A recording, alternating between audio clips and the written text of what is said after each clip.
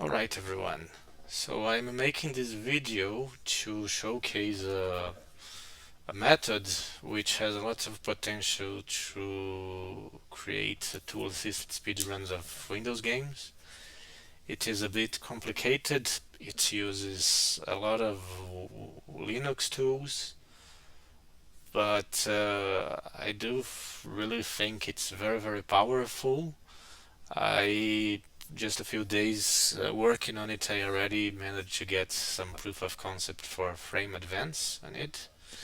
And I think if we study these tools more in depth, we could actually also get input recording and save states working, uh, which is a big deal. So I actually did this on the game Starcraft, which is a pretty difficult game to work with. I don't think anyone actually got it working with the PC task tools that we currently have. But well, that's it. Let's start with the setup. I will bring up my terminal. And the first tool that we actually, maybe I can increase this. How do I? Preferences, text,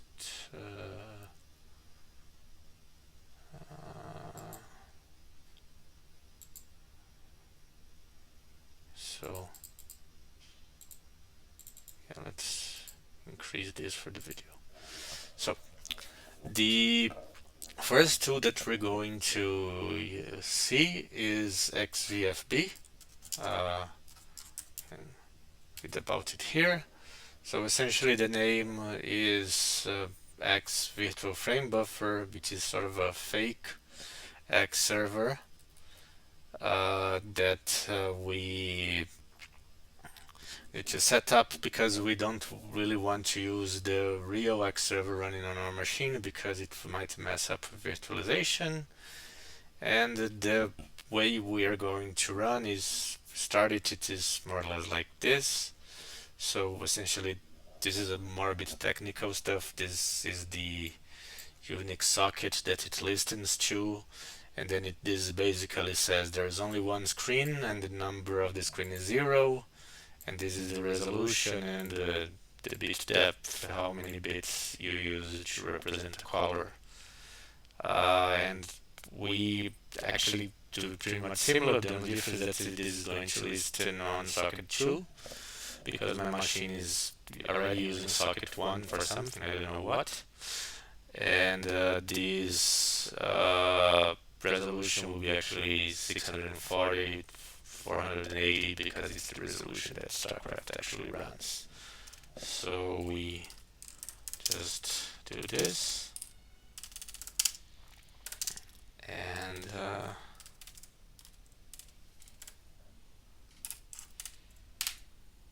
alright, it did not print anything, but since it's hanging, it means that it is working. And the next one is a tool called X11 VNC. So let's go here, and then VNC is, I think, Virtual Network Computer. It is for protocol for you to access remotely something, another desktop computer, and then so that you can still see the graphical interface and work on it, right? So essentially what we're going to use this tool, we have like this X server running, and we're going to run this server on top of it to actually access it through a VNC client, which is much better because with a VNC client we can like send inputs programmatically with code. Yeah. So it will be something like, it's a bit like this, but the display is 2 because we're running on 2, right? And we also have, I think, the forever and shared options because it is probably here somewhere. There's forever and shared, but essentially what they do is they allow more than one connection, and if someone disconnects, you don't actually terminate the server. So which is actually what was the name again? Dash display. So x11 vnc dash display 2 forever and shared. Okay, so there is this problem that since the main Ubuntu is using a Wayland, and it's actually confusing it that it's actually a Wayland. Here I think we just need to unset this and we should be good to go. Alright, cool. So now the next tool that we're gonna set up is Axiscope. So actually, what is Axiscope?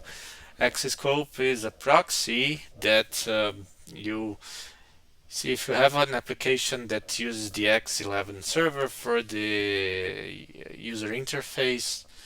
Instead of connecting it directly through to the X server, you connect to Xscope, and Xscope connects to the real one by simply copying all the requests back and forth. It's what we call a proxy. And the advantage of doing this is that we can actually see what's going through there. And for the case of Axiscope, we can actually even go what's called interactive mode, which you can actually pause the application. This is exactly how we're going to pause Starcraft. So to say, so anyway, so we're gonna, so it needs like, so it is -I and the in port and -O the out port, and we had started an XVFB server at port 2, and what we're going to do is we're going to launch Axiscope in listening on port 3 and forwarding to port 2. And I've also put quiet mode because for this presentation I'm not interested in what it's actually printing. So it should be Axiscope -I3 -O2 and quiet mode. Okay, it did not print anything, but it means that it is up. Alright, and then the next application that we're actually going to run is Starcraft, and it actually has a complicated Docker command for it, which I will have to grab from here. Okay, so it is this one. I will explain more or less what it does now. So copy this and paste. Okay, so essentially what is Docker? Docker is a virtualization environment we're actually going to run Starcraft. And all the application is like in this Starcraft image, which I configured manually before this presentation, and essentially it's just like kind of another Ubuntu system, kind of different than the one I'm using here, with Wine installed on top of it. And then this entry point, essentially what it does is it starts Wine and runs the Starcraft application, which has already been installed with the license key and whatever. Yeah.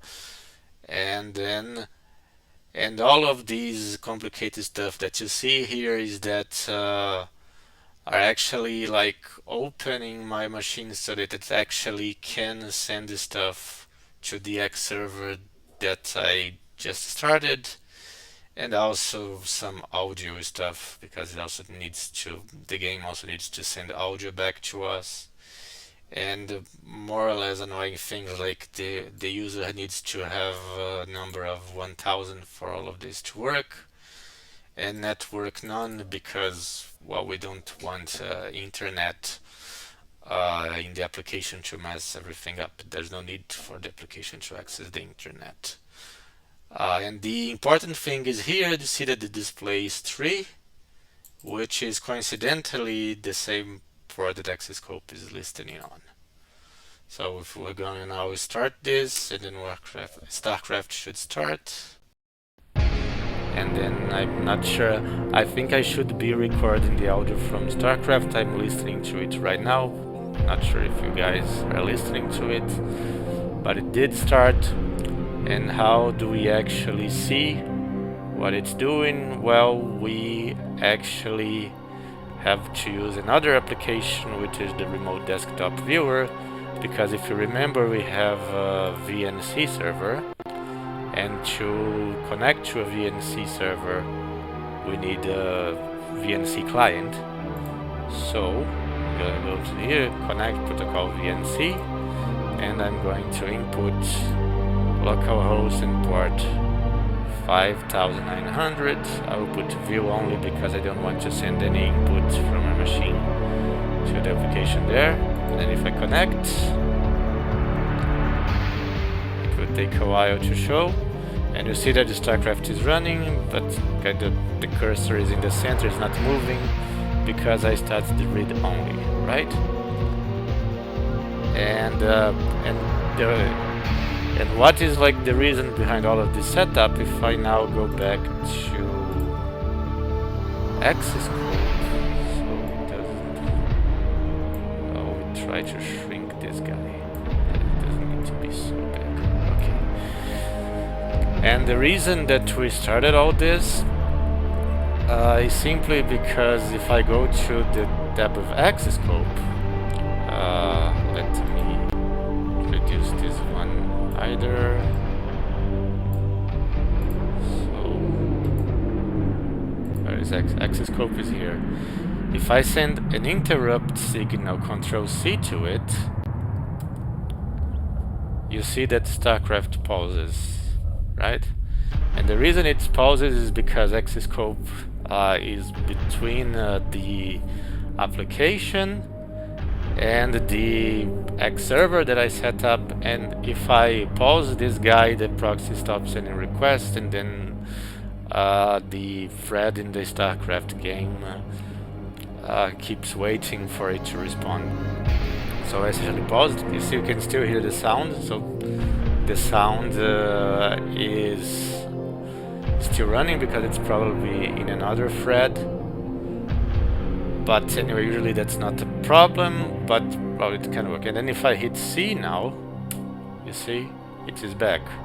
I just hit Control-C to send an interruption signal, it stops, and I hit C. So in a certain way, what I did, I found a way to like pause the game, right? And then now you are asking, how do I actually send input to it? Well, I could do it through here, but it's not as good. I prefer better to program.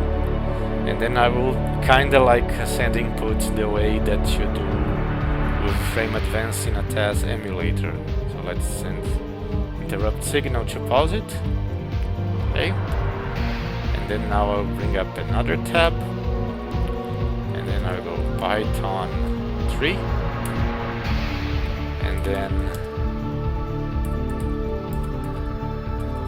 I will import API for sending inputs. And then here I will connect, just like I connected with this client. This Python program can also connect. So that's connect. And then send localhost. It's a bit weird, this one takes like 2 columns for a network port. That's okay. Alright. And then now with send client, key press. So we need to hit S to go into single player, right? And then we hit S. Alright, it did send, but it did not move, of course, because it's paused. But if I unpause it in Accesscope,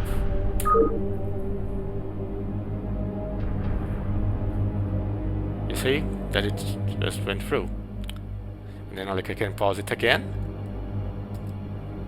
Then I go back here. And well, it is O for the original campaign. And I send, and then I unpause. And essentially I could actually like sort of pause in frame advance in Starcraft. And wow, that is what I wanted to show in this video. So thanks a lot for watching, and bye bye.